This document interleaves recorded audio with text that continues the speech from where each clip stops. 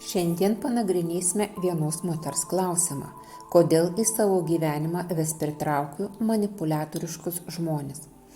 Nors ši analizė yra individuali ir atlikta pagal konkretaus žmogaus gimimo datą bei jos kodus, labai dažnai klausydamiesi svetimos analizės žmonės netikėtai atpažįsta ir savo gyvenimo scenarius. Todėl gali būti, kad dalis šios informacijos palies ir jūs.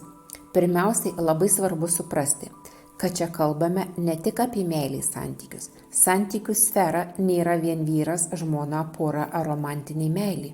Santykių sfera apima visus mūsų ryšius su žmonėmis, partneriais, tėvais, vaikais, giminėmis, draugais, kaimynais, bendraminčiais, kolegomis, verslo partneriais ir visais tais, su kuriais gyvenimas mus suveda. Tai santykiai yra poroje, giminėje, sociume. Todėl klausimas, kodėl sutinku manipuliatorius, gali būti susijęs ne tik su vyrais ar meilės santykiais.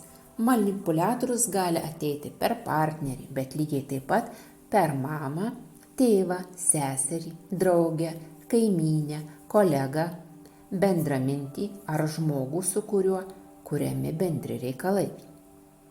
Pažiūrėjus į šios moters santykių trikampį, pirmas dalykas, kuris labai stipriai krenta į akis, yra 6 arkanas.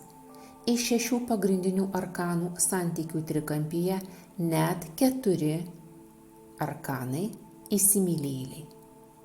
Tai jau nėra atsitiktinis ženklas.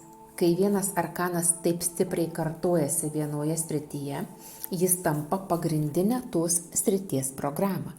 6 arkanas tai įsimylėjėliai, tačiau jau nereikia suprasti tik kaip meilės ar romantikos. Gilesnė prasme tai yra pasirinkimų, santykių, ryšių, vertybių, traukos ir žmogaus gebėjimų kurti harmoniją su kitais žmonėmis arkanas. Šis arkanas visada kelia klausimą, kaip aš renkuosi žmones, iš meilės ar iš baimės, iš vidinės brandos ar iš vienatvės, iš aiškaus matymo ar iš iliuzijos, iš savo vertės jausmų ar iš noro būti reikalinga. Kai 6 arkanas yra pliusinėje išraiškoje, žmogus geba kurti gražius, brandžius, lygiaverčius santykius. Jis renkasi ne pagal tuščius pažadus, ne pagal stiprią emocinę trauką, ne pagal gailestį, o pagal žmogaus veiksmus, vertybės ir realų elgesį. Pliuse 6 arkanas duoda harmoniją, šiltą bendravimą, mokėjimą tartis, gražų ryšį su žmonėmis, gebėjimą bendradarbiauti, gebėjimą pasirinkti tinkamą žmogų ir laiku pasitraukti nuo netinkamų. Tačiau minuse 6 arkanas gali veikti visiškai kitaip. Jis gali duoti stiprų norą būti santykyje bet kokią kainą.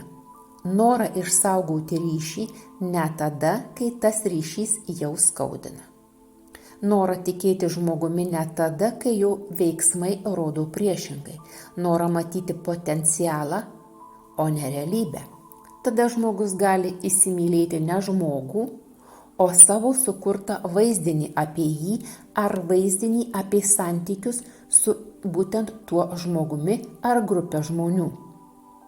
Gali prisirišti ne prie tikrų santykių, o prie vilties, kad gal vieną dieną viskas pasikeis.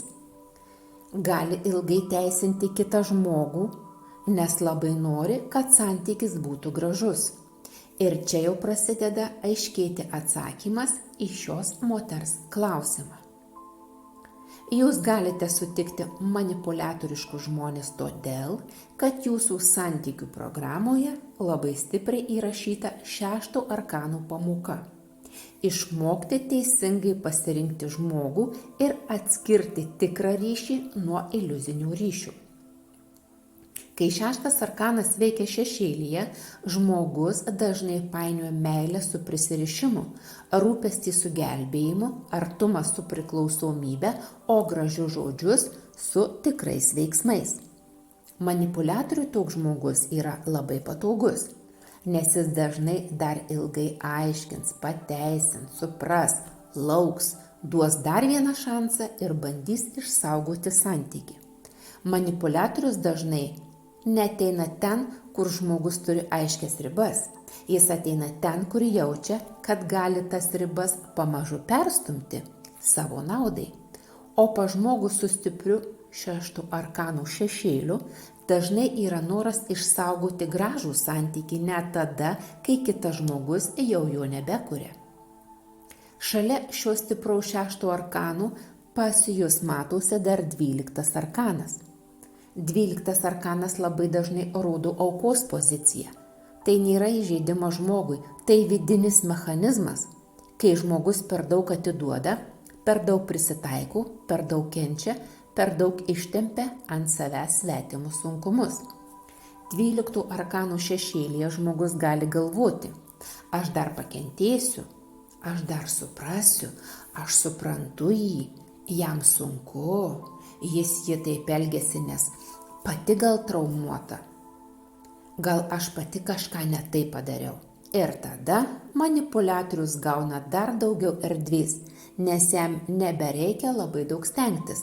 Žmogus pradeda ieškoti pateisinimų jo elgesiui. Dar viena svarbi figūra jūsų santykių lauke yra 18 arkanas. 18 arkanas dažnai susijęs su iliuzijomis, baimėmis, saviapgaule, neaiškumu, paslėptais motyvais ir emociniu rūku. Ir pas jūs konkrečiai 18 arkanas veikia minuse. Tada žmogus gali jausti, kad kažkas ne taip, bet vis tiek nenorėti to pripažinti. Intuicija tarsi sako, žiūrėk atidžiau, bet širdis nori tikėti gražesnė versija. Todėl susidaro labai įdomus mechanizmas. 6 arkanas nori santykių ir harmonijos, 12 arkanas linkęs aukotis ir kentėti. 18 arkanas gali uždėti iliuzijos rūką ir neleisti laiku pamatyti realybės. O tada manipuliatoriškas žmogus labai lengvai randa vietą tokiame lauke. Jis gali kalbėti gražiai, žadėti daug, sukelti stiprią emocinę trauką, o vėliau po truputį testuoti ribas. Iš pradžių mažas melas, paskui mažas kaltės permetimas, paskui mažas spaudimas, paskui žmogus jau pradeda abejoti savimi ir būtent taip manipuliacija dažnai įsitvirtina. Tačiau jūsų atveju labai svarbi ne tik santykių trikampio informacija. Pažvelgus per šešėlinę matricą atsiveria dar vienas labai stiprus sluoksnis. Pagal šią sistemą meilės, santykių ir komunikacijos srityje pasistovi 20 arkanas. Šioje šešėlinėje matricoje 20 arkanas rodo išdavystės temą. Tai reiškia, kad santykiuose ir bendravime gali būti labai jautri pasitikėjimo tema. Žmogus gali labai stipriai reaguoti į melą, nutylėjimą, pažadų nesilaikymą, nelojalumą, dviveidiškumą, neteisingumą. Tačiau čia labai svarbu suprasti, kad išdavystės trauma nebūtinai reiškia tik neištikimybę meilėje. Išdavystė gali būti patirta per šeimą, per draugus, per giminės, per žmones, kuriais buvo pasitikėta, per kolektyvą, per verslo partnerius, per situacijas, kai žmogus jautė, aš buvau nuoširdi, o manim pasinaudojo. Ir kai tokia programa veikia, žmogus gali nesąmoningai vėl ir vėl pritraukti situacijas, kuriuose tenka mokytis pasitikėjimų, ribų ir lojalumų būtent savo. Toliau žiūrim į pinigus, realizaciją, verslą. Čia vėl antras arkanas. Toliau tipaže kartuojasi vėl antras tipažas. Ir antras arkanas, ir karminėje programoje taip pat stovi antras arkanas. Labai, galiu pasakyti, šios moters tikrai labai sunkus gyvenimas.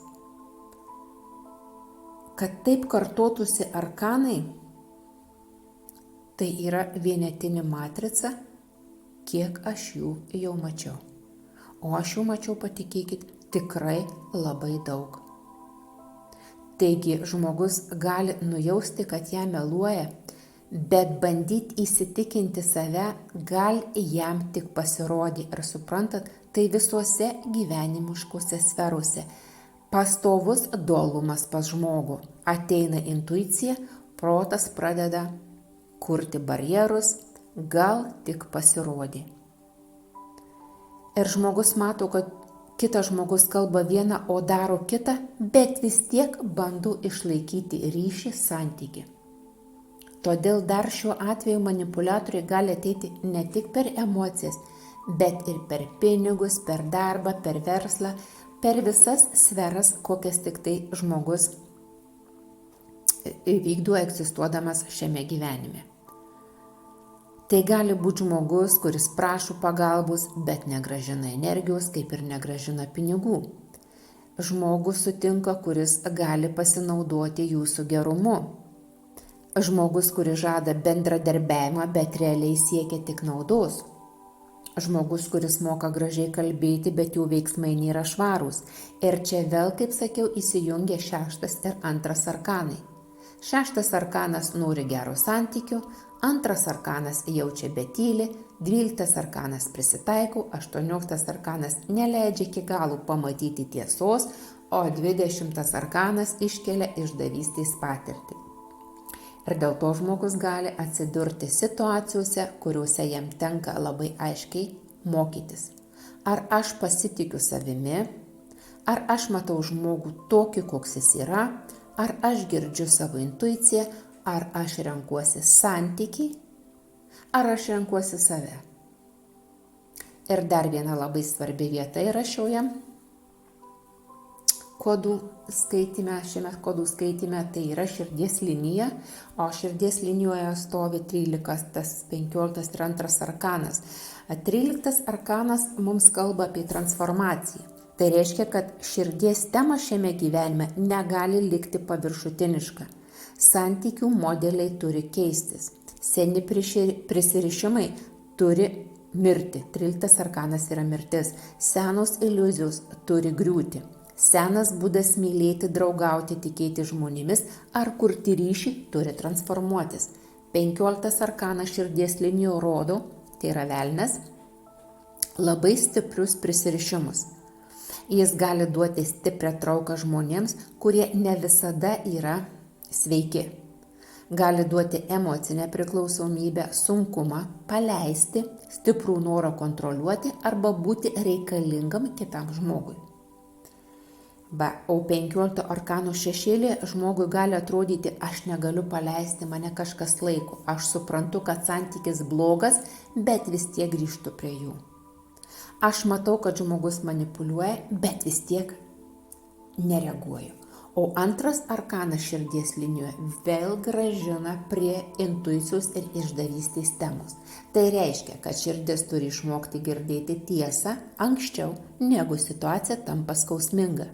Ne tada, kai viskas griūva, ne tada, kai žmogus peržengia jau visas ribas, ne tada, kai jau tenka gydyti žaizdas, o iš karto, kai viduje atsiranda tas tylus jausmas, kažkas čia ne taip. Taigi, atsakant tiesiai į klausimą, kodėl jūs sutinkate manipuliatoriškus žmones, atsakymas. Todėl, kad jūsų programuose labai stipriai kartuojasi santykių, pasirinkimo, išdavystės, aukos pozicijos, iliuzijų ir intuicijos temos. Manipuliatorius čia tampa ne šiaip žmogumi iš išorės. Jis tampa veidrodžiu, jis parodo, kur dar nėra ribų, kur dar per daug tikima žodžiais, kur dar bijoma pasirinkti save pačią, kur dar norima išsaugoti ryšį bet kokią kainą, kur dar vidinis balsas girdimas bet ignoruojamas, kur dar žmogus išduoda save tam, kad nebūtų išduotas kitų. Čia yra labai svarbus momentas. Kartais žmogus bijo taip stipriai būti išduotas kitų, kad pradeda išduoti pats save, nutylėdamas, prisitaikydamas, nusileisdamas, nepasakydamas ne, laukdamas, kentėdamas, gelbėdamas. Tada gyvenimas pradeda vesti žmonės, kurie šitą vidinį mechanizmą parodo labai aiškiai. Ne tam, kad žmogų nubaustų, o tam, kad jis pagaliau pamatytų, kur jo pačių energija nuteka į svetimus scenarijus. Kadangi net jūsų harmonijos taške stovi 6 arkanas, labai aiškiai matyti ten centre, kad šiame gyvenime harmonija ateina per santykių išgryninimą. Ne per tai, kad visi aplinkiniai pasikeis, ne per tai, kad manipuliatoriai dings iš jūsų pasaulio ir iš jūsų gyvenimo, o per tai, kad jūs pati pradėsite kitaip rinkti žmonės. 6 arkanas pliusinėje išraiškoje yra ne ta, kuri visus myli ir visiems atleidžia. 6 arkanas pliuse yra ta, kuri moka pasirinkti. Ji pasirenka sveiką santykį, pasirenka žmonės, kurių veiksmai atitinka žodžius, pasirenka bendravimą, kuriame yra pagarba, pasirenka aplinką, kurioje nereikia nuolat įrodinėti savo vertės, pasirenka nebe maišystis ten, kur vyksta emociniai žaidimai, kaltės permetimas ir spaudimas. Jūsų kelias neužsidaryti nuo žmonių, jūsų kelias išmokti matyti žmonės aiškiai, nes 6 arkanas neša santykių dovaną. Kai jis išdirbtas, žmogus gali kurti labai gražius ryšius. Jis gali būti mylimas, mylintis, šiltas, diplomatiškas, gebantis sujungti žmonės, kurti harmoniją, bendradarbiauti, jausti kitą žmogų.